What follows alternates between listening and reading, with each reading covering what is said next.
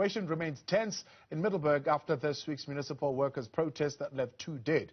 The economic freedom fighters in Mpumalanga have laid charges against the mayor and the acting municipal manager of the Steve Tshwete Local Municipality in Middelburg after the deaths of 2 workers during a labor unrest. The workers were shot after a confrontation with security guards allegedly hired by the municipality. Trouble at the municipality has been reportedly brewing for some time now due to labor unrest following actions against layoffs and corruption. Joining us now to detail the nature of the charges is EFF Mpumalanga Provincial Chairperson Collins Sedibe, as well as Brian Manyaka of SAMU. He's a provincial chairperson there in the province. He'll talk to us a little bit more about the situation at the municipality. Gentlemen, good evening, and thank you very, very much for your time this evening. Let's begin with you, Colin. The executive mayor, Councillor Mhlonishwa Masilela, and the acting municipal manager, Ms. Thokozile Zulu. What role do you say they played in the death of these 2 municipal employees and the assault or the harassment, as you put it, of the other employees? Yeah, thank you very much, and good evening to you and the viewers at home. Firstly, let me correct that it's only 1 death reported. The other one is critical in hospital, and 5 injured. They were shot at the municipal premises by the security guards, which are hired by the municipality. And the mayor and the municipal manager played a very crucial role in the appointment of these security guards. That's why, as the EFF, we always advocate and call for the insourcing of security guards, because these employees were demanding their rights, they are demanding the living wage and the release of their colleagues, the leaders, in fact, the upliftment of the suspension of their leaders who were suspended by the mayor and the acting municipal manager. Whereas the security company that is appointed there, it was appointed illegally, without following the procurement procedures and without concurrence from the municipal council. Yeah. Why was that private security company hired? What role were they hired to actually execute? Obviously, because they kill, it means they were hired to kill, because the employees have been protesting peacefully in the municipality for years and demanding genuine or making demands that are genuine to the municipality about the increase of their salaries and the rating of the municipality, in which the municipality agreed that they send the matter to the bargaining council to be resolved. But in the process, they select and suspend some few leaders of these workers, and that's why they demanded the immediate upliftment of this suspension of their colleagues. And they were met with life ammunition, which led to one of their colleagues dying on the spot within the municipal premises.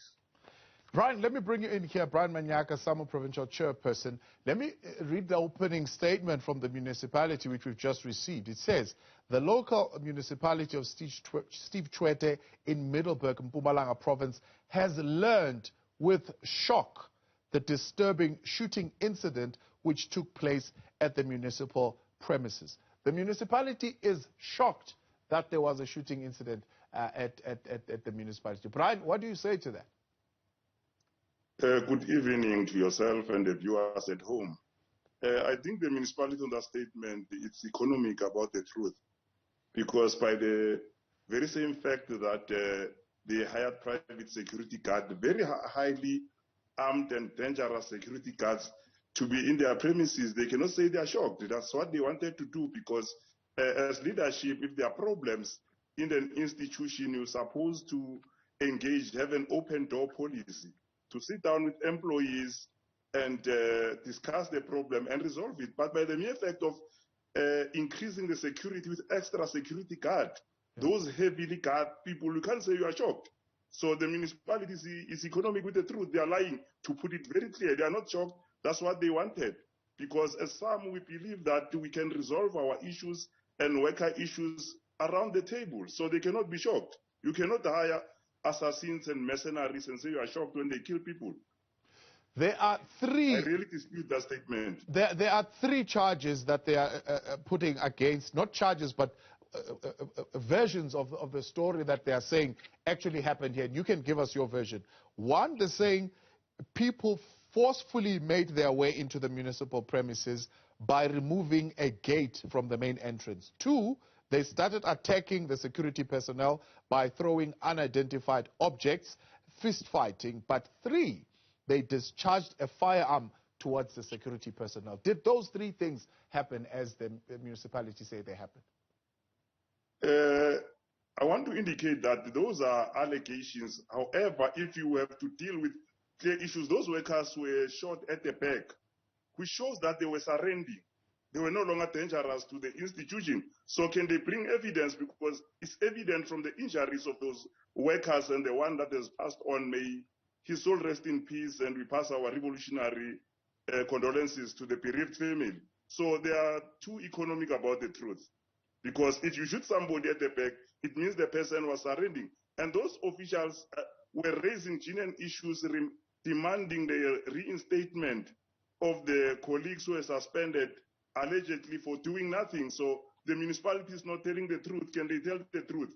And remember, two wrongs doesn't make right. As you are as a government of the people in this current, and it's very much worrying that this was the replay of Marikana. Just few hours after the commemoration of Marikana, we have this thing happening. Workers are still killed in South Africa. Yeah. Really, the municipality must be honest. I think the blame must go directly to the executive mayor and the MM, who is supposed to, the acting MM, who is supposed to act professionally in addressing the workers' issues. Remember, the issues didn't start yesterday. It's from last year, September, where there are a number of issues. I also put that SALGA is also playing a dark and dive role. They cannot lead the municipalities accordingly. So every time SALGA chief the goalpost when they had to resolve workers' issues. Remember, this is not only incident that is happening in South Africa. Yeah, we are watching a serious problem whereby in every corner of South Africa, there are municipal riots, there's uprising because of SALGA and those municipal people in government, because SALGA is playing dirty with the lives of the workers who on daily basis are becoming the working poor. Colin, do you anticipate a counter laying of charges here? Because the security personnel, it seems, the story that they are giving to the municipality, who, by the way, are saying they are shocked that there was a shooting incident that happened there, is that the security personnel retreated to the guardhouse while using rubber bullets and then later resorted to the usage of live ammunition in self-defense in response to live ammunition being used by the group of people who forcefully entered the municipal premises after official working hours. That's planted lies. Firstly, you must know that all those employees have got access cards to access the premises, and there were no gate locked for them because they are employees and they are known employees. Secondly, I agree with my colleague there that this is planted lies precisely because one of the injured, who the people viewed him as dead, was shot at the spinal cord at the back, which means they were running away after they were shot at point blank with live ammunition. So that is not true, and there was no cartridge received by police. We don't have that report. That comes from the employees or the protesting employees, or the only cartridges that were received are coming from the security company, which the police have arrested 39 of the cards as we speak.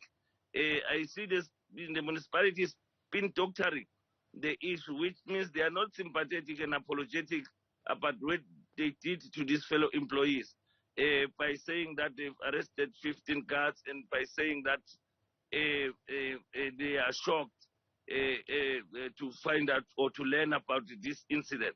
Yeah. They were very much aware. It can't be, because we are saying these security companies being appointed by the municipal manager and the mayor, and there was no council concurrence or resolution in terms of this, and they didn't follow any procedure to appoint a security guard company in this case. So it's plundered lies. The municipality must be held responsible.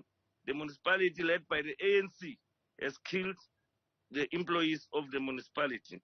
So I agree with my colleague here that while we are still shocked by the death of the 34 miners in Mpumalanga 10 years ago, this is happening 2 days just after in Steve Tshwete. It's the same ANC government that is continuing to kill our people for demanding a decent living wage.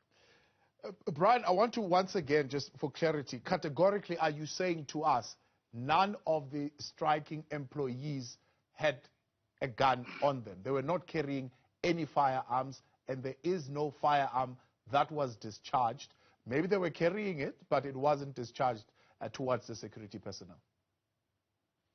Definitely, I'm saying none of the security guards, none of the protesters were armed, the workers, because if they were armaments, there were going to be evidence. As we are speaking now, the evidence and cartridges collected there belong to the security company, which was just hired for that purpose, to come and kill our own members. And you are also saying, you are correct, you are saying maybe, even yourself, you doubt what the municipality is saying to you. Can they bring evidence for that matter? Because we need to deal with substantial evidence. And we are correct as the union to say our members were shot at the back, which means they were surrendering. And they were no longer dangerous to the security guards who now are lying that their lives were in danger. If you shoot somebody at the back, the person was surrendering. Yeah, go for it. Can I conclude? Yeah. Yes, and I'm saying in the country, we've got the public order policing. If the municipality wanted to save lives and engage, you cannot go and procure a private security company while you also have your security guards at the gate, and you also have the POP in the country by the South African Police Services, who are trained to deal with riots in the country. Why can't you bring them on while you go on and procure security company, whereby you don't even follow the municipal finance procurement processes? Let me. They planned the whole thing. Let me come to this then. While you're on that point, the statement saying that the municipality remains unwaveringly committed to an amicable resolution of any labor dispute through the established and existing municipal legislative structures. So the municipality is saying they are still committed to resolve these things, but through the proper channels. In other words, what they are saying here is that currently the strike that you are engaging in is unprotected, and therefore it's not the proper channels in which we can engage with them on this particular matter. Our members were picketing, demanding the reinstatement of their fellow workers. And if you are committed in dealing, hiring extra police heavily armed with lethal weapons, is it another way of solving your matters amicably? That was the first sign to show that these people are at war. And the workers are not at war. It's the municipality that is prepared for war, and they've achieved what they want. So they are lying, because in any bargaining process or engagements at bargaining level, at bargaining councils in terms of our bargaining agreements, there's nowhere whereby the use of force and extra procurement of security guards are part of the solution. Therefore, I really deny and dispute what they are saying. They are lying.